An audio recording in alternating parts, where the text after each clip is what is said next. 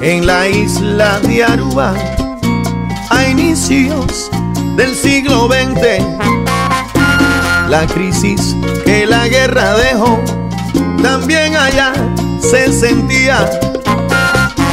Y aparte que no llovía y las siembras se perdían, no podían seguir más así.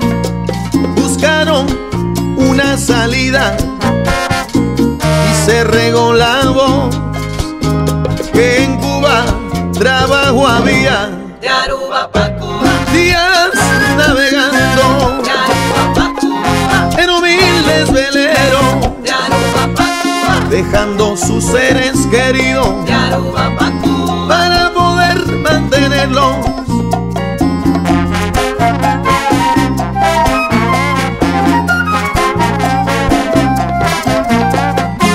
El viaje duraba alrededor de los 15 días y de provisiones usualmente se carecía.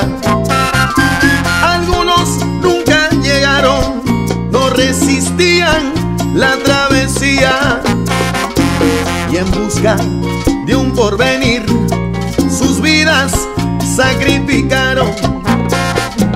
Pero ni modo, porque en Cuba trabajo había. de Aruba pa' Cuba, Días navegando de Aruba pa' Cuba, en humildes veleros, de Aruba pa' Cuba, dejando sus seres queridos.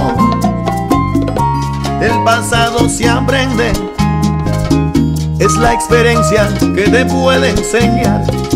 Suelta cualquier prejuicio que sea racial o de clase social, porque al final nadie sabe lo que están destinados a pasar. de Aruba pa' Cuba, Días navegando de Aruba pa' Cuba, en humildes veleros, de Aruba pa' Cuba, dejando sus seres queridos de Aruba pa' Cuba, para poder mantenerlo.